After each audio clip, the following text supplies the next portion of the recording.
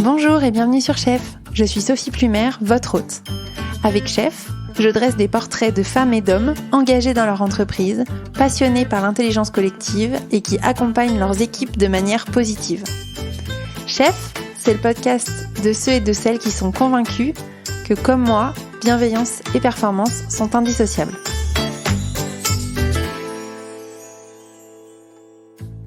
Aujourd'hui, j'ai le plaisir de recevoir deux invités sur Chef, Carole Duniac et Bérangère Collomb-Fuoc. Carole et Bérangère ont monté toutes les deux un cabinet de conseil qui s'appelle Team, avec une approche bien à elles. Et je trouve que leur approche, elle est très humaniste, empathique, ouverte, innovante, bref, très positive et parfaite pour Chef. Dans cet épisode, vous allez d'abord découvrir des méthodes pour accompagner la transformation des entreprises. Carole et Bérangère m'ont expliqué en quelques minutes leurs valeurs, leurs convictions et leurs pratiques d'accompagnement parfois conventionnelles, mais bien souvent moins conventionnelles. Si vous pensez que j'allais m'arrêter aux méthodes d'accompagnement, c'est bien mal me connaître. Car j'ai avant tout invité Carole et Bérangère pour aborder l'épineuse question de la gestion des émotions en entreprise. Qu'est-ce qu'une émotion ? A-t-on le droit de les montrer ? En tant que manager, comment gérer les émotions de nos collaborateurs ? Et surtout, comment gérer les nôtres ? À l'image du sujet, notre conversation est pleine d'émotions, de sourires et d'authenticité. J'espère vraiment qu'elle vous plaira. Je vous souhaite une bonne écoute et je vous retrouve en fin d'épisode pour le débrief. Bonjour à tous, bonjour à toutes. Aujourd'hui, je n'ai pas une invitée, mais deux. Je suis avec Carole et Bérangère, qui sont les fondatrices du cabinet de conseil Team. Bonjour les filles, bonjour Carole, bonjour Bérangère. Bonjour Sophie. Bonjour Sophie. Je suis vraiment ravie de vous accueillir sur le podcast. Donc, je disais que vous êtes les deux cofondatrices de Team. Donc Team, ça s'écrit T-H-I-M-E pour Trust Humans in Motion and Emotions. C'est ça ? Tout à fait, exactement ça. Et en fait, chez Team, vous accompagnez les entreprises dans leur transformation. Alors quand j'entends Trust, la confiance, Human pour humain, Motion, le mouvement, Emotions pour les émotions, je me dis que vous avez sûrement une méthode d'accompagnement des entreprises qui est bien à vous et surtout qui me paraît être très positive. Donc la première question que j'ai envie de vous poser, c'est pourquoi est-ce que vous avez décidé de vous appeler comme ça et en quoi consiste votre accompagnement auprès des entreprises ? Alors, c'est peut-être important de repartir de la genèse de Team. Et c'est vrai que quand on a imaginé Team, c'est surtout parti d'un certain nombre de constats, et notamment 3 grands constats qu'on a observés avec Carole chez nos clients lorsqu'on les accompagnait avec une approche, on dit souvent plus mécanique en fait, des choses. Et parmi celles-ci, le premier, c'était l'essoufflement de nos clients, pas avec des rythmes et des overdoses de transformation dans tous les sens, avec aussi une façon de mener les transfos qui nous disait qu'il n'y avait pas trop de valeur d'apprentissage pour eux, parce que souvent les consultants qu'on était faisaient à leur place. Le deuxième, c'était la résistance. Alors, c'est connu dans les théories de conduite du changement, les gens sont résistants. Et on s'est beaucoup questionné avec Carole là-dessus, et on s'est dit que finalement, c'était aussi la méthode qui faisait ça, qui générait de la résistance, et que si finalement on avait une logique beaucoup plus empathique, si on était beaucoup plus dans la compréhension des gens, et bien finalement, ça changerait aussi beaucoup les choses. Et on s'est aussi beaucoup reposé sur les dernières découvertes en neurosciences. C'était quelque chose qui nous animait aussi pour comprendre le cerveau. Parce que quand on comprend le cerveau, on comprend que finalement, en soi, le changement, c'est quelque chose de difficile pour lui. Et donc, quand on comprend aussi ces mécanismes, c'est plus important. Enfin, c'est plus facile d'accompagner les transformations. Et le dernier constat, c'était vraiment des résultats finalement assez peu concluants, notamment sur des dimensions culturelles, où on voyait finalement que ça s'ancrait pas toujours, pas aussi bien qu'on l'imaginait, et donc, ou même parfois dans la douleur. Et tout ça, ça nous a fait nous poser beaucoup de questions, et ça nous a amené à créer Team il y a 5 ans. C'est des constats que je partage aussi. Pour avoir aussi été consultante et avoir vécu aussi des transformations d'entreprise en tant que RH et collaboratrice. Donc, les constats sont très clairs. Maintenant, quelle méthode vous avez mis en place pour, à partir de ces constats, accompagner plus positivement, en tenant peut-être plus compte des émotions, de ce qui se passe dans le cerveau, des collaborateurs des entreprises que vous accompagnez ? Alors du coup, on se repose vraiment sur les 5 noms de notre nom, comme tu les as très bien cités, Sophie, parce que finalement, ils illustrent beaucoup notre méthode. Si je commence par le premier, c'est la confiance. Et donc la confiance, c'est bien entendu au-delà de la confiance qu'on va créer avec nos clients. C'est pour nous une condition sine qua non sur laquelle il faut qu'on travaille dans le cadre de nos accompagnements, parce qu'on va demander aux gens de changer. Et changer, c'est difficile. Et ils vont se mettre forcément en difficulté ou en danger à certains moments. Donc, ça veut dire qu'il faut qu'ils soient dans un environnement assez sécurisant qui leur permette de faire ça. Et c'est grâce à ça et à cet environnement sécurisant qu'on va créer à travers notre méthode qu'on ne va pas décréter la confiance, mais qu'on va la construire avec eux. Et c'est vrai que dans notre méthode, on fait appel notamment à des sprinters, mais ça, peut-être que Carole peut vous en parler, parce que ça illustre bien ce principe-là. Ce qui serait intéressant, plutôt que d'en parler, c'est de donner quelques exemples de ce qu'on a vécu. Donc Bérengère parle des sprinters, donc c'est des gens qu'on va aider à mettre en mouvement sur des transfos. Ça peut être n'importe quelle typologie de collaborateurs, puisqu'on estime que la transfo, c'est l'affaire de tous, parce que souvent, on parle de changement, on parle de cap. Et donc, souvent, vous savez, il y a les managers qui nous disent « Bah non, il faut que tu prennes telle personne parce qu'elle, on sait, elle va être bien, elle va être active. » Et puis, on dit « Bah non. » Et souvent, on a des gens qui se révèlent. On a des gens, souvent, à la fin, on nous dit « Je pensais pas qu'elle était capable de faire ça. Je pensais pas qu'elle pouvait prendre la parole en public. Je pensais pas qu'elle pouvait mener un projet. » Et ça nous arrive systématiquement et ça, c'est un vrai bonheur. Donc, derrière le terme sprinter, c'est quoi ? Vous choisissez quand même certaines personnes pour être leader de la transformation ? Non, c'est chacun l'est ?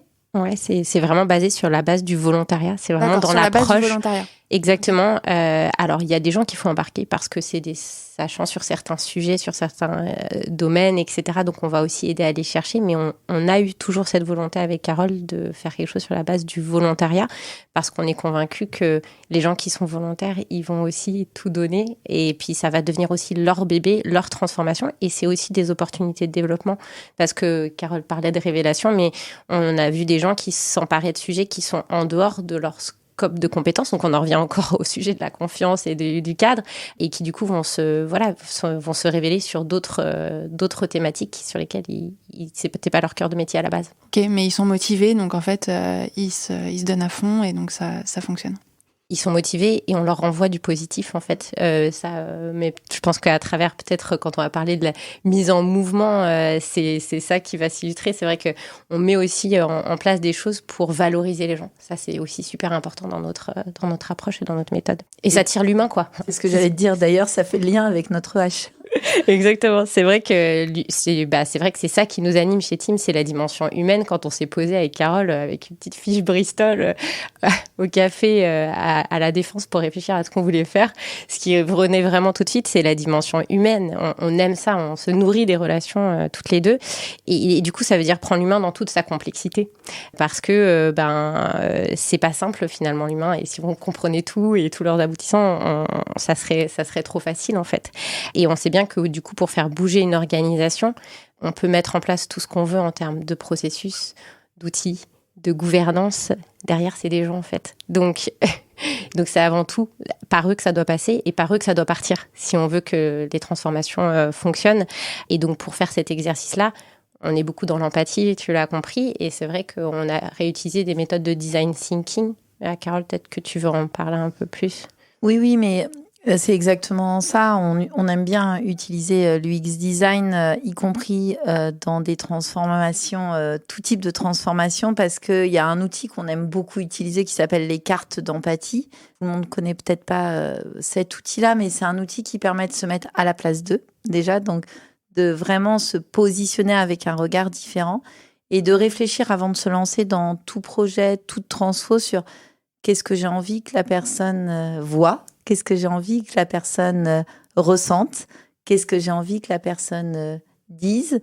Voilà, et il y a plusieurs axes comme ça à travailler. Et on voit que quand on fait ça, ça a une super force. Et on voit les choses sous un autre angle, mais surtout, on est dans la compréhension des personnes qu'on souhaite aller chercher, avec qui on souhaite travailler. Donc, se mettre à la place de l'autre, en fait, un peu changer de lunettes. Exactement. Et pas mettre les gens dans des cases. Oui, c'est changer de lunettes en ayant des lunettes qui essayent de décrypter le plus possible qui est la personne en face dans son unicité et son entièreté. Exactement. Ok. Et peut-être dans la continuité de notre nom, c'est vrai que le I, c'est peut-être celui qu'on comprend le moins souvent, qui est l'intégration de partenaires, d'alliés, de méthodes dans notre approche, mais tout ça dans la durée. Et ça peut être beaucoup de choses, ça peut être du théâtre, ça peut être de la sophrologie, ça peut être de la facilitation graphique, ça peut être du podcast aussi, parce qu'on trouve ça super chouette aussi comme média à utiliser.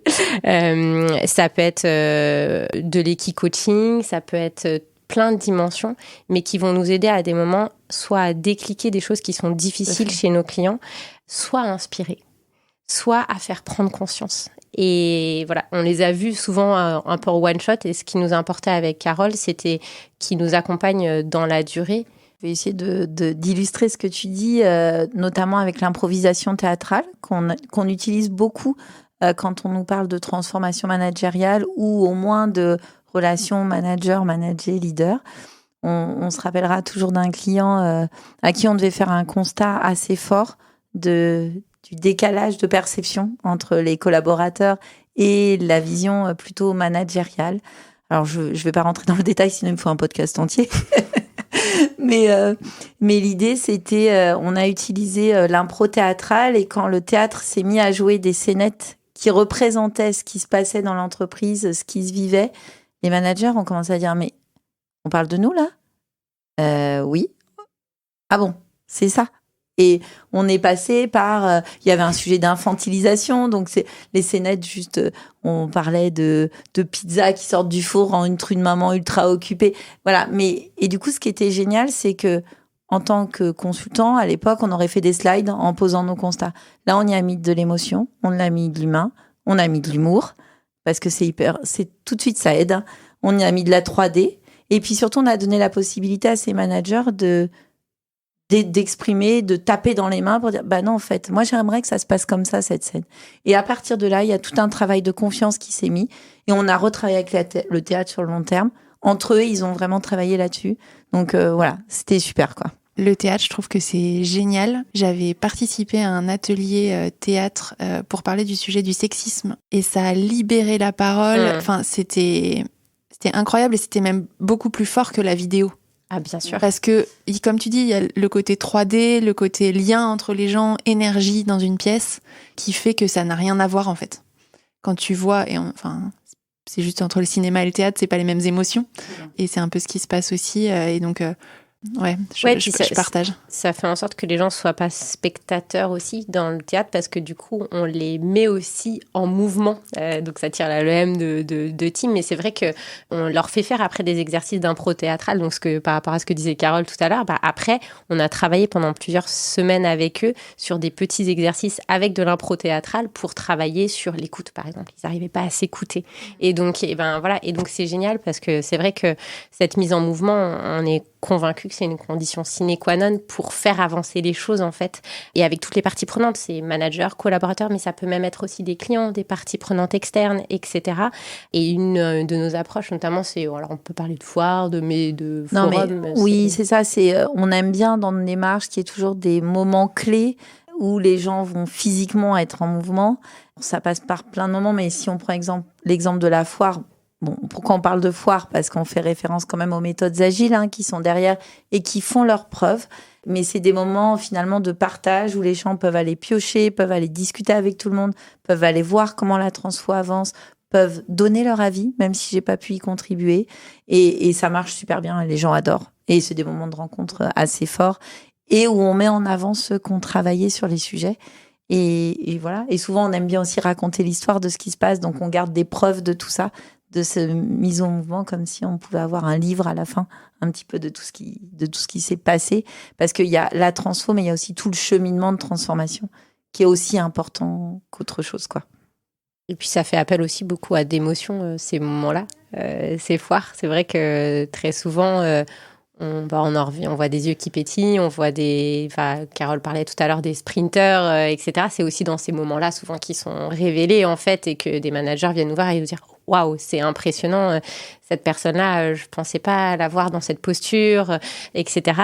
Et c'est vrai que cette dimension émotionnelle, il y a 5 ans, quand on en parlait avec Carole, ça faisait un peu mouche, enfin vraiment. Et puis les gens nous regardaient avec des grands yeux en disant mais on parle des émotions en entreprise.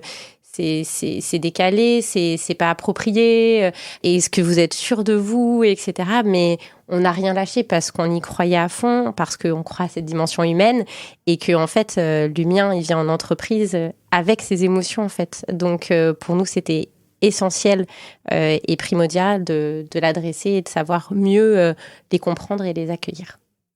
Ok, c'est justement sur cette dernière lettre que je voulais vous interroger plus particulièrement aujourd'hui, donc sur les émotions. Ma première question, c'est quelle est la définition des émotions ? C'est quoi une émotion ? Parce que je trouve qu'on met souvent parfois tout et n'importe quoi derrière émotion. Je voulais revenir un peu à la genèse pour qu'on parle bien de la même chose.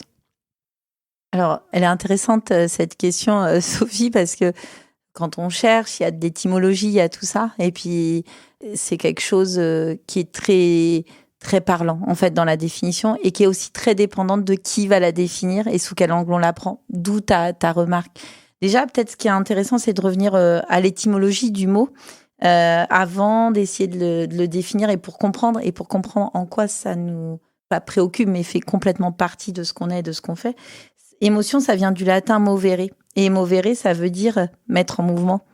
L'émotion, c'est pas quelque chose de statique, c'est pas quelque chose de figé. Au contraire, c'est tout sauf ça. C'est ce qui fait qu'on est humain, c'est ce qui fait qu'on interagit, qu'on réagit. C'est une réaction physique, en fait, à un stimuli. Et ce qui est très intéressant à comprendre, c'est que, au cours du temps, cette définition, elle a beaucoup évolué. Je vais peut-être pas rentrer dans le détail de toute l'histoire des émotions, mais au départ, il y avait 2 psychologues qui s'appelaient Philippe Claudon et Margot Weber. Eux, ils avaient trouvé 11 types d'émotions et de définitions, différentes typologies d'émotions. En 81, on est passé à... Non, c'est en 92, on est passé à 16 types d'émotions. En 94, on est déjà à 18 types d'émotions. Comme quoi, ça bouge, c'est pas figé. Il y a les neurosciences aussi qui avancent autour de ça. Et c'est ce que je te disais, les variations dépendent vraiment de ces auteurs, de leur position par rapport à ce qu'ils mettent derrière les mots affect, les mots cognition, les mots conscience, enfin, subjectivité, adaptation, biologie. En fait, ça appelle tellement à l'entièreté de l'humain et à tellement de sciences autour de ça que je suis pas sûre qu'on arrive au final à une définition complètement posée et figée dans le temps. Alors, des scientifiques te diraient que oui, mais nous, justement, on n'est pas des scientifiques. On ne veut surtout pas être dogmatique parce que l'objectif, c'est de l'accueillir en entreprise. Et surtout, du coup, ce qu'on aime dire avec Bérengère, c'est que nous, on n'aime pas trop parler d'émotions. Alors, même si dans notre nom, c'est comme ça, mais on parle plutôt de processus émotionnel. Pourquoi processus émotionnel ? Parce que c'est beaucoup plus riche en explications. C'est ma capacité à détecter ce que je suis en train de vivre, à accepter ce que je suis en train de ressentir, à le gérer, à le transformer. Et donc, c'est pas qu'un état, c'est tout un processus qui est derrière. Voilà, c'est ça, c'est quels sont ces éléments déclencheurs, comment on le reconnaît. C'est pas toujours évident, hein. On en reparlera peut-être un peu après, et l'action, c'est finalement qu'est-ce que je décide de faire de cette émotion. Et puis, en entreprise, des gens vont te dire je suis fatiguée. Ok, fatiguée, c'est pas une émotion. Mais ce qui est important, c'est de comprendre pourquoi la personne est fatiguée et de l'aider dans ce processus émotionnel qui se joue derrière. Voilà. Du coup, pour traiter tout ça, nous, et pour aider aussi les collaborateurs ou les collectifs à comprendre ce qui est en train de se jouer, on a développé des outils et notamment un jeu de cartes émotionnel avec toujours une description de l'émotion, comment je le ressens et comment je peux agir. Et si je ne sors pas de cette émotion, vers quel état ça peut m'emmener. La frustration peut m'emmener vers la colère. Frustration, on va encore me dire que c'est pas une émotion, mais peu importe. Mais tu vois, tout ce processus pour les aider à accepter ce qu'ils sont en train de ressentir. Ok, mais j'en fais quoi ? Je peux rester à ce stade, mais je peux aussi passer à autre chose. Ok, j'aime beaucoup la notion de processus émotionnel. Ça me parle beaucoup. Et la carte des émotions, ça me fait... Il y a plusieurs constats, en fait, je trouve. Tu disais tout à l'heure, Bérengère, que en entreprise, il y a quelques années, c'était mal de parler de ses émotions. On avance, on a encore du chemin à faire, mais c'est quelque chose qui est quand même un peu plus dans l'air du temps. Et je me faisais la remarque aussi que dans l'éducation des enfants, on fait beaucoup plus attention aux émotions des enfants et on les aide à mieux gérer leurs émotions. Même si on n'est pas très vieille autour de la table, à notre époque, ça n'existait pas. Enfin, en tout cas, moi, j'ai pas vécu ça. Et j'en ai d'ailleurs parlé à mes parents il y a pas très longtemps, en leur disant, mais moi, je vois tous mes copains, là, qui ont des enfants de 2, 3, 4 ans, ils ont tous des livres d'émotions, des cartes d'émotions, etc. Ouais. Je dis, mais comment vous gériez à mon époque? Et ils disaient, bah non, mais nous, les émotions des enfants, c'est sûr que c'était pas du tout un mot à la mode, quoi. Ouais. Donc, j'imagine que si c'est en train de le devenir dans l'éducation des enfants, ça va aussi le devenir en entreprise. Et puis, plus les enfants qui ont été élevés vont tirer ça aussi quand ils vont grandir. Mais du coup, ma question suivante, c'est quelle est la place des émotions en entreprise? Vous, quel est votre avis là-dessus? Je comprends que vous les acceptez, vous les travaillez, etc. Mais quelle est la place que les émotions ou le processus émotionnel peut et doit occuper en entreprise? Je voulais juste revenir quand même sur cette histoire des enfants parce que on a toutes les deux des enfants avec Carole et quand on a construit notamment le jeu de cartes des émotions, on a pris des livres de nos enfants sur lesquels on s'est plongé, on a relu, etc. Et tous les jours, enfin même moi, ça me sert dans ma vie perso avec les enfants. Enfin, parce que comme tu dis, c'est pas quelque chose qu'on faisait énormément à notre époque. Donc, finalement, moi, ça me nourrit aussi dans mon quotidien avec les enfants et vice versa. Ce qu'on fait et ce que je vois, ce qu'on fait avec les enfants, ça nous nourrit pour l'entreprise. Je pense qu'il y a des niveaux de maturité qui sont très différents selon les entreprises, en fait. Néanmoins, t'entends quand même aujourd'hui beaucoup plus parler d'intelligence émotionnelle. Et l'intelligence émotionnelle, c'est quand même quelque chose sur lequel même les entreprises essayent d'accompagner encore plus leurs collaborateurs, les développer là-dessus. Nous, on a aussi développé des choses autour de ces sujets-là. Et ce que disait Goleman, qui est un grand psychologue américain qui a beaucoup travaillé sur cette dimension émotionnelle, c'est que finalement, dans le futur, c'est un indicateur de performance qui est beaucoup plus important que le QI. Et je pense que les 2 dernières années qu'on vient de vivre avec la crise sanitaire n'ont fait que révéler encore plus cela, parce que ça a dû faire appel à notre intelligence émotionnelle pour comprendre les situations personnelles des collaborateurs, les situations dans lesquelles ils étaient, et savoir les traiter, savoir réagir. Enfin, voilà. Donc, je pense que c'est primordial, c'est essentiel. Ça avance. Moi, j'en suis convaincue. Franchement, quand on voit même par rapport à il y a 5 ans, il y a quand même un grand gap qui a été franchi. Mais il faut vraiment le voir dans le sens sincère. C'est-à-dire qu'il ne faut pas qu'il y ait de manipulation derrière ces émotions. C'est ça qui est aussi important. Et qu'on le voit aussi quand même dans un objectif de développement des gens, parce que c'est utile pour les gens à titre personnel et pour l'entreprise. Il y a une croyance populaire qui était qu'on devait cacher ses émotions en entreprise et que ça n'avait rien à voir avec la performance, le professionnalisme, etc. La société est en train de changer et les entreprises sont en train d'évoluer là-dessus.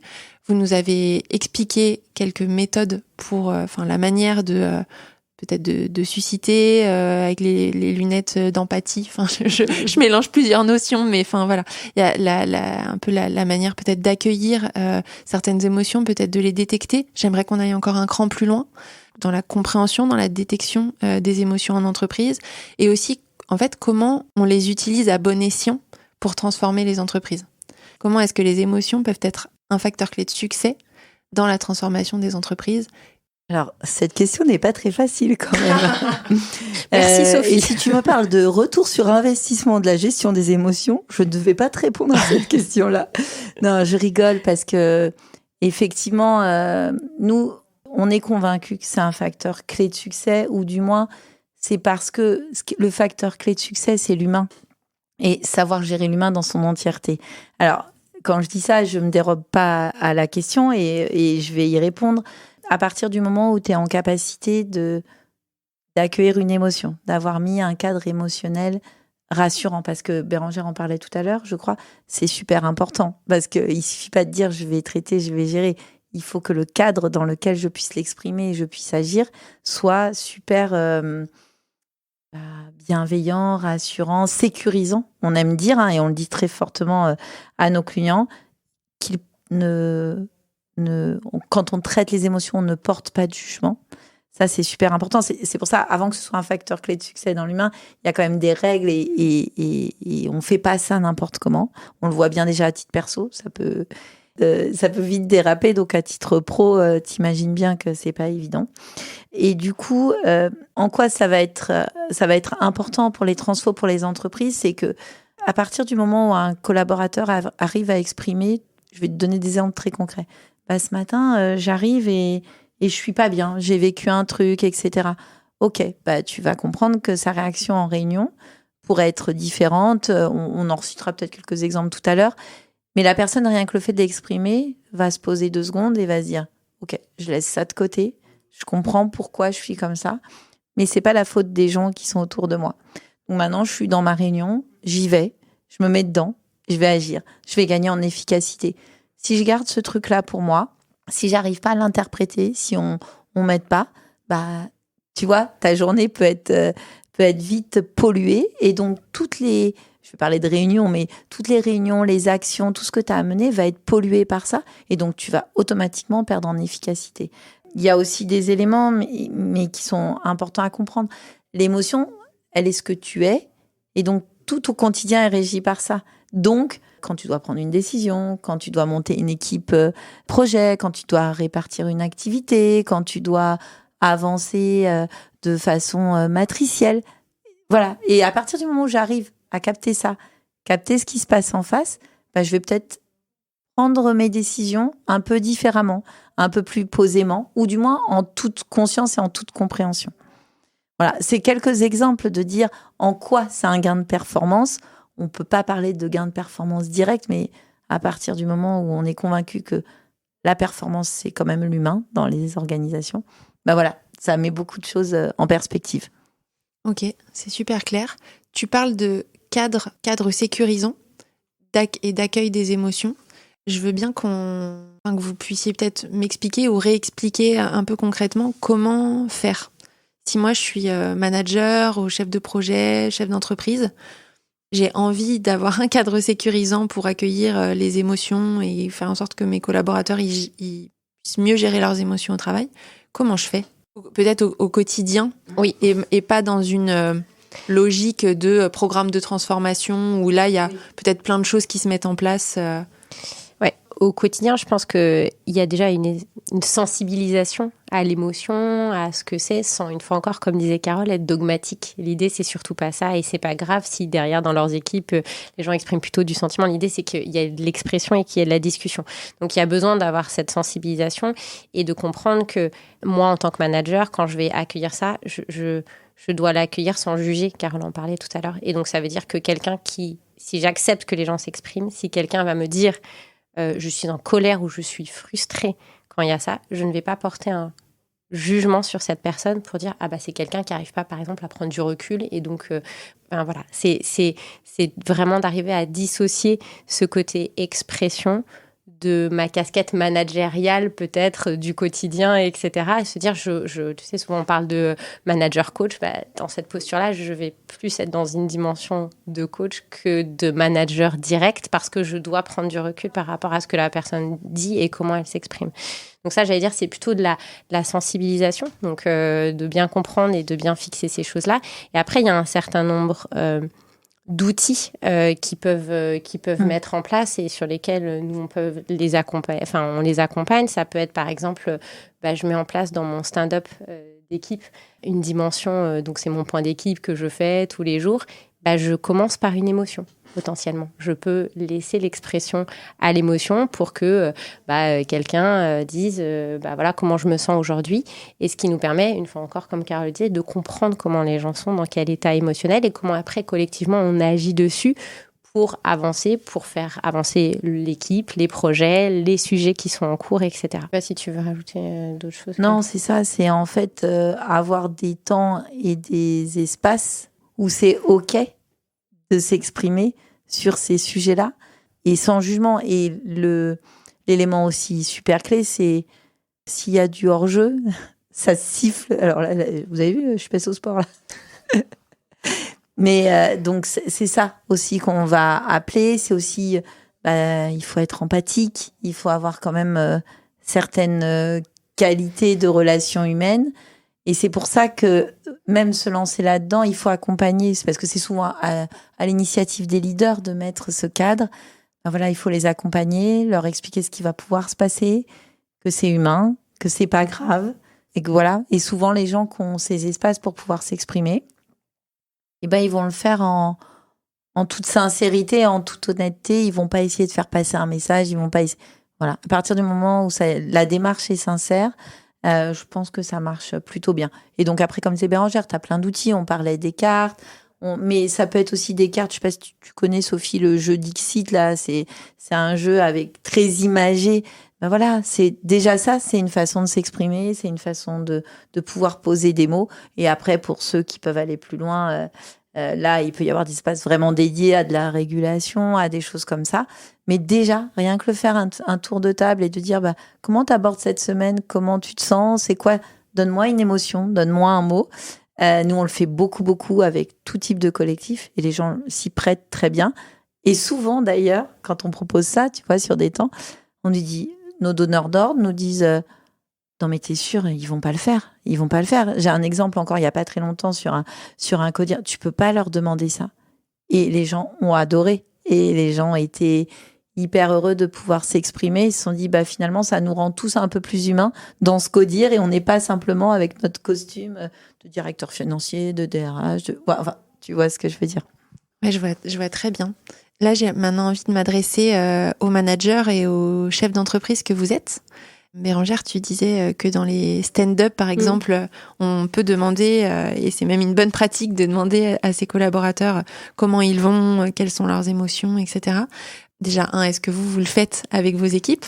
Et puis, 2, est-ce que vous avez eu des situations compliquées à traiter, parce qu'en fait, quand tout le monde va bien, quand c'est la joie, la motivation, etc., c'est chouette, mais quand t'as quelqu'un qui arrive avec de la colère, avec, comme tu disais, peut-être de la fatigue, peut-être beaucoup de frustration, ou même de la peur, ou même dans sa vie perso, parce qu'en fait, on est un humain, comme tu disais, c'est pas parce qu'on met notre casquette de DRH, de collaborateur X ou Y, que on oublie ce qui se passe dans notre vie privée, et on peut avoir le cœur brisé, vivre des deuils, vivre des moments très difficiles.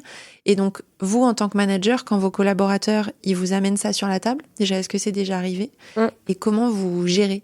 C'est une super question et on est loin d'être parfaite. Enfin, très clairement, je pense qu'on apprend encore tous les jours. Et tu vois, on se posait encore la question hier avec Carole et notre stand-up, finalement, faut pas qu'on fasse encore un peu évoluer parce qu'il y a des choses qui sont pas encore optimales. Mais c'est vrai que donc oui, on fait ces stand-up tous les lundis matins avec les équipes et on commence par une émotion qui est plutôt dessinée en fait, en général. Alors même en digital, on fait ça sur Klaxoon, sur un post-it. Les gens dessinent avec plus ou moins de qualité artistique. Parle de moi. Non, je parle de moi aussi. donc voilà. Et donc, finalement, on s'est beaucoup cherché aussi sur ce stand-up. Et alors, c'est rigolo que tu parles d'émotions plus difficiles que les gens peuvent exprimer. Ce qu'on a plutôt fait au début, c'était le contraire. C'est-à-dire qu'il n'y avait que de l'émotion positive. Et on en a beaucoup parlé avec les équipes. Ils ont dit, en fait, on a l'impression que quand on arrive en stand-up le lundi, en fait, on est obligé d'être au taquet. On est obligé de dire que... Enfin, tu vois, c'est quand même... Comme tout le monde est à fond, comme tout le monde est hyper enthousiaste, hyper engagé, du coup, on n'ose pas exprimer des émotions plus compliquées en fait. Et donc du coup on s'est vachement cherché là-dessus. On s'est dit c'est quoi la bonne façon d'y arriver et on s'est dit ce qui est pas facile aussi en tant que chef d'entreprise et manager, dire il faut que nous aussi on arrive à exprimer ces émotions qui sont parfois plus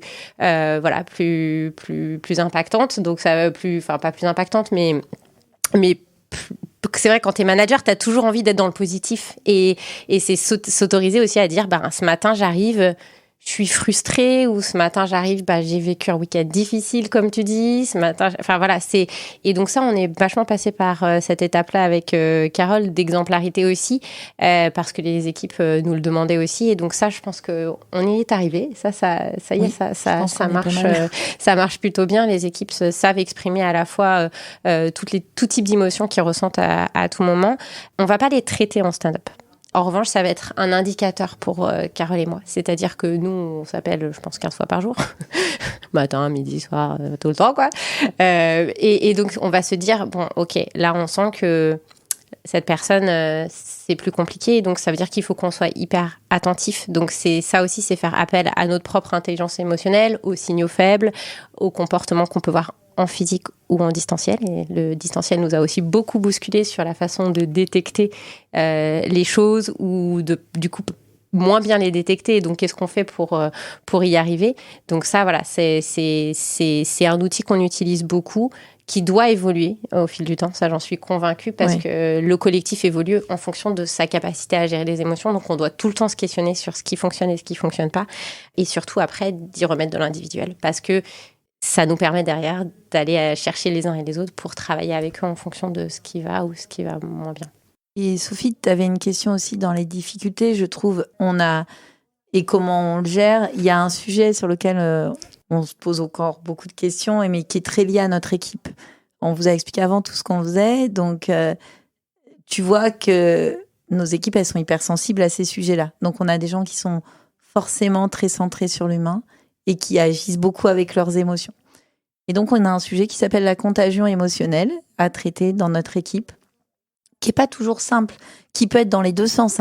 C'est un peu ce que tu disais, Bérangère. Ça peut être de l'ultra positif, ou dès qu'il y a une personne qui a une émotion un peu négative, enfin négative, on ne va pas parler d'émotion négative, mais c'est pour essayer de faire passer mon idée, potentiellement, tu t'aperçois qu'il y en a 2-3 autres qui étaient bien et qui vont absorber ça. On a des éponges émotionnelles dans notre équipe. Alors, c'est une super force et c'est génial. Mais du coup, c'est aussi un travail qu'on doit faire collectivement tous ensemble pour pas se plomber par moments inutilement, de comprendre aussi que des gens peuvent avoir des sujets perso qui génèrent des émotions. Ce que tu disais au départ, ok, mais moi, c'est pas mon cas. Maintenant, comment dans ma posture, dans ma position, dans mon empathie, je peux aider cette personne à passer à autre chose sans que ça déteigne sur moi. Et ça, je pense que c'est un sujet qu'on aura tout le temps. C'est comment je me protège. Et du coup, ce qu'on a fait là-dessus, parce que on a travaillé avec l'Equicoaching. L'Equicoaching, c'est avec les chevaux ? Ouais, exactement. Alors, là, je veux bien que tu m'expliques. Alors, déjà, à la base, Carole et moi, on est très chauds. Enfin, c'est donc quand on a commencé les teams, très clairement, dans les partenaires et dans les alliés, je pense que l'Equicoaching faisait partie du number one. On s'est dit, c'est quand même le truc qui est hyper important, qu'on veut traiter dans le cadre de team ou qu'on veut aborder. Et on s'est dit, finalement, notre première terrain de jeu, ça a été avec l'équipe, parce que c'est vrai que l'animal, il met pas de filtre, il triche pas, donc il te met face à qui tu es complètement et à nu, en fait. Et donc, mais c'est incroyable le pouvoir que ça a. Et donc, on a fait ça juste avant l'été avec toute l'équipe. On a fait une session où, en fait, on était avec 2 équicoachs, une dizaine de chevaux, etc. On avait abordé en amont avec les coachs les thématiques sur lesquelles on voulait travailler, dont ce sujet de contagion émotionnelle et comment, à un moment donné, je me protège, moi, justement, de tout ce que disait Carole. Et donc, on a fait un certain nombre d'exercices avec les chevaux, à 2, avec les yeux bandés parfois, etc., où on devait... Et c'était flagrant parce que je me souviens vraiment du premier exercice qu'on a fait où elle nous demandait de passer sur une bâche, de faire sauter le poney, de le faire... non, on ne le faisait pas encore reculer, mais on avait un certain nombre d'exercices à faire. Elle ne nous donnait pas d'ordre, il n'y avait pas de timing. Elle avait dit, voilà, au centre, il y a un espace de respiration. Et en fait, tout le monde est au taquet, quoi. Tout le monde essayait de tout faire, tout très, très vite. Et j'y arrive pas. Donc, je recommence, et très bien. Et je recommence, et j'y arrive pas, je recommence. Mais à aucun moment, personne n'est venu au milieu pour prendre du recul, pour respirer, pour machin. Et donc, c'était hyper révélateur de ce qu'on est. et de ce sur quoi il faut qu'on travaille aussi, et donc de se protéger dans ces moments-là, de se dire c'est pas parce que tout le monde est au taquet que moi je suis obligée d'être au taquet, je peux moi aussi prendre un temps de respiration, etc. Donc voilà, ça c'était chouette, c'était très fort, et du coup c'est quelque chose qu'on croit aussi beaucoup comme levier pour nos clients. Donc, mais on voulait le tester avant. C'est hyper intéressant. Alors moi j'ai très très peur des animaux, donc là je me dis en t'écoutant, ok, ça doit révéler plein de trucs, enfin ça serait intéressant, ça peut révéler plein de trucs et m'aider sur j'imagine des pans de ma vie professionnelle et personnelle que je soupçonne même pas. D'ailleurs, Sophie, donc je t'invite à le tester. On avait des gens dans l'équipe depuis le début qui nous disaient, parce qu'on leur avait pas dit ce qu'on allait faire. Tout le monde connaît notre passion pour les chevaux.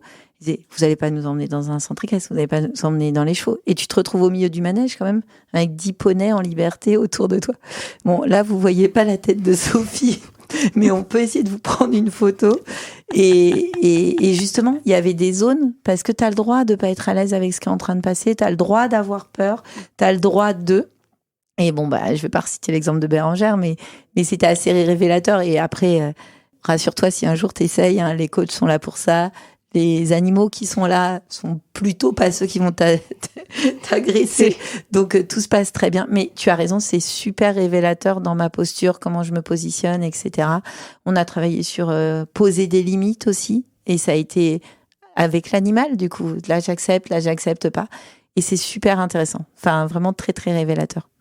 Des révélateurs des personnalités des uns et des autres. Et pour nous, ça a été des émotions. Et pour nous, ça a été... un très bel apprentissage aussi pour se dire comment on accompagne nos équipes. J'ai une dernière question. C'est comment vous gérez vos émotions en tant que manager, leader, aussi consultante et accompagnatrice d'entreprise très empathique. Donc, est-ce qu'il y a des moments où justement vous allez chercher cette bouffée d'air, de respiration, cette prise de recul ? C'est pas facile tous les jours. Ouais, alors, je vais commencer, puis peut-être tu compléteras. Oui, c'est pas évident. Parce que, alors déjà, peut-être que ça se ressent, et tu nous connais, Sophie, avec Bérengère, on a une relation très forte, professionnellement parlant. On parle d'amitié professionnelle, et c'est très, très fort ce qu'on vit. Et on est énormément dans l'empathie l'une vis-à-vis de l'autre. Donc déjà, ça, c'est notre premier garde-fou, c'est que toutes les deux, on sait qu'il y a ce cadre, on parlait du cadre, quand il s'agit de nous, qui est bienveillant. Il n'y aura jamais de jugement, il y a toujours de l'écoute, il y a toujours de l'accueil. On sait aussi comment on fonctionne, que par moment, faut pas aller trop vite, faut y revenir un peu après. Voilà. Donc ça, déjà, c'est quelque chose d'hyper puissant, je trouve, pour nous. C'est aussi se prendre des temps de respiration, comme tu disais, qui sont pas évidents et qu'on voit aussi chez nos clients, parce que c'est s'autoriser à prendre du recul. Mais je pense que tous ceux qui t'interviewent, on a tous et toutes le même sujet. Peut-être aussi un point qui est hyper important, et je sais que c'est Bérengère qui me le dit toujours, non mais on peut être indulgent avec nous-mêmes, et comme tu l'as dit tout à l'heure, on n'est pas parfaite. Et donc accepter aussi que on est aussi des êtres humains, et c'est pas parce qu'on est des chefs d'entreprise, c'est pas parce que on a l'impression qu'il faut qu'on porte tout. Il y a des fois on peut se planter, et par contre on le dit à nos équipes. Maintenant vraiment on est hyper transparente. Ça m'est déjà arrivé de rentrer dans une réunion, d'être hyper directive parce que à un moment donné de stress, de pression client. Puis après maintenant je le dis. Je dis écoutez, là je vais pas mettre les formes, c'est pas grave. Je suis pas dans mon état de les mettre. Voilà, vous m'acceptez aussi comme je suis, mais c'est pas super évident. Je sais pas si tu veux compléter. Non, mais c'est ça. C'est vrai que mais c'est un gros travail à faire sur nous, et comme dit Carole, c'est la force du duo aussi, je pense, de savoir s'entraider et de savoir que on peut compter l'une sur l'autre. Mais c'est vrai que d'exprimer les choses vis-à-vis de l'équipe aussi.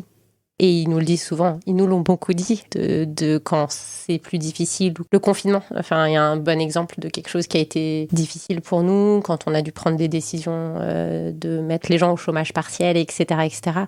Il y avait des émotions très ambivalentes, et on vivait pas les mêmes choses forcément avec les équipes. Et il y a eu des moments difficiles avec l'équipe où ça s'est pas toujours très bien passé, et parce qu'on n'a pas assez exprimé dans ces moments-là. On a oublié d'exprimer, nous, ce qu'on vivait, ce qu'on ressentait à titre perso aussi, parce que on avait les enfants, comme tout le monde, hein, mais voilà, à titre perso et à titre pro, de beaucoup de pression, de gérer de devoir prendre des décisions dans un contexte très très incertain. Et voilà, ça, je pense qu'on a. Et à ce moment-là, vous étiez dans le je fais, là, ton exemple avec les chevaux, et pas de prise de recul, pas de respiration, donc tu finalement n'analyses pas ce que tu es en train de vivre, que c'est le bordel à la maison, au bureau, etc. Exactement. Et donc tu n'es pas en mesure de l'exprimer. Et puis en mode un peu machine de guerre et ce qu'on sait faire. Ouais. Et d'ailleurs, pour être complètement transparente avec toi, Sophie, on en est à un stade où on réfléchit vraiment comment aussi se faire aider nous en tant que leader, en tant que coach. On se dit, on aide bien nos clients, donc nous aussi, on a besoin que quelqu'un de l'extérieur nous aide à relever la tête parce que, bien sûr, c'est notre métier de gérer tout ça, mais quand il s'agit de se l'appliquer à soi-même, tu sais ce que c'est, hein. C'est pas évident, donc on réfléchit encore à la bonne façon de le faire et on va le tester, le mettre en œuvre parce que je pense que c'est important et on parlait de sécurité émotionnelle, c'est des garde-fous qu'il faut qu'on se pose et de pas rentrer à un moment donné dans la culpabilité, dans tout ça en fait que tu as en tant qu'humain parce que tu es ultra empathique, parce que tu vois des gens en face de toi qui sont pas bien ou qui sont bien, ou voilà. Mais c'est d'apprendre aussi à gérer tout ça et on peut encore grandir en étant aidé par quelqu'un. Alors qui, on ne sait pas, on verra la forme que ça doit prendre, mais voilà. Avec un cheval ou pas, on verra. Super, merci beaucoup pour votre authenticité, votre sincérité et puis tout le contenu, le fond que vous avez amené à Chef, c'est passionnant. Peut-être pour conclure, j'ai 2 questions. La première, c'est est-ce que vous avez peut-être des lectures ou des sources sur le sujet des émotions, sur tout ce qu'on s'est dit pour nos auditeurs ? Damasio, c'est super. Goleman, c'est super. Je pense que ça, c'est deux super auteurs. Je ne l'ai pas fini, mais j'ai commencé un livre qui vient de sortir sur les émotions au travail et qui justement traite de la crise sanitaire, parce que c'est ce qu'on voulait aussi avec Carole, d'avoir aussi un angle de vue et un prisme avec les 18 derniers mois qu'on a vécu. Je ne peux pas vous dire encore ce que ça vaut, mais voilà. En tout cas, quand je l'ai vu, je me suis dit ça devrait nous plaire. Donc ça, c'est sur des grandes lectures. Je pense que c'est bien. Super, je mettrai les liens en commentaire de l'épisode. Et là, ma dernière question, c'est quoi la suite des aventures de Tim ? Et peut-être comment on vous contacte, comment on vous suit, si on a envie de trust humans in motion and emotions. Alors, le mot aventure, déjà, ça nous parle aussi, parce que c'est souvent, on illustre beaucoup qui on est et nos facilitateurs comme ça, qui partent à l'aventure avec un sac à dos sur le dos. Des aventures, on en a toujours et on en vit tous les jours. Alors, on est bien sûr présent sur les réseaux, sur LinkedIn, sur Insta, sur Welcome to the Jungle. On a notre site. Mais bon, ça reste du digital et tu nous connais, nous, ce qui nous anime, c'est l'humain. Donc, ce qu'on aime, c'est voir les gens et les rencontrer. Et donc, on est à Neuilly et en plus, on change bientôt de locaux. Donc, en plus, on pourra, avec un peu de chance, vous accueillir avec grand plaisir là-bas. Mais ce qu'on veut, c'est parler et voir les gens. C'est ce qui nous anime. Merci beaucoup, Bérengère et Carole. Merci, Sophie. C'était une belle expérience et une belle, encore nouvelle aventure que tu viens de nous faire vivre. Ouais, merci beaucoup, Sophie. Alors, l'heure du débrief a sonné. J'espère que cet épisode vous a plu. Comme d'habitude, je voulais vous partager mes 3 apprentissages suite à mon échange avec Bérengère et Carole. Alors, la première notion que j'ai envie de retenir, c'est celle du processus émotionnel, que je trouve même beaucoup plus intéressante que juste le fait de bien nommer l'émotion ressentie. Finalement, en tant que manager, notre rôle, c'est de bien accompagner notre collaborateur dans une meilleure gestion de ce processus émotionnel, dans l'identification de son état, dans l'expression de son état et dans la gestion de son état, le fait d'en sortir, on espère, positivement. Nous pouvons mettre d'ailleurs en tant que manager des dispositifs en place pour faciliter chaque étape. Du coup, ça fait le lien avec mon 2e apprentissage, qui est la manière de faire sortir et d'accueillir les émotions. Le stand-up, dont parlent Bérengère et Carole, est vraiment une pratique que j'ai longtemps pratiquée et que je vous recommande également. Le partage de l'état émotionnel au début du stand-up est vraiment une super idée. L'autre élément fort dans l'accueil des émotions, c'est vraiment l'absence de jugement qui crée un cadre de confiance et sécurisant. On n'est pas parfait et c'est vraiment un travail à faire et un entraînement. Enfin, le troisième apprentissage, c'est le fait qu'en tant que manager, on a aussi le droit, nous, d'exprimer ce qu'on ressent. On n'est pas des surhommes, on n'est pas des surfemmes, et heureusement. Car je me suis rendu compte avec le temps que finalement, le fait d'exprimer une certaine vulnérabilité renforce la confiance avec nos collaborateurs et leur donne envie de travailler avec nous. C'était d'ailleurs un message fort de l'épisode 23 avec Ryan Rajabali. Si vous ne l'avez pas écouté, je vous le recommande. Voilà, c'est tout pour aujourd'hui. Je vous donne rendez-vous la semaine prochaine pour un nouvel épisode. D'ici là, portez-vous bien. Salut!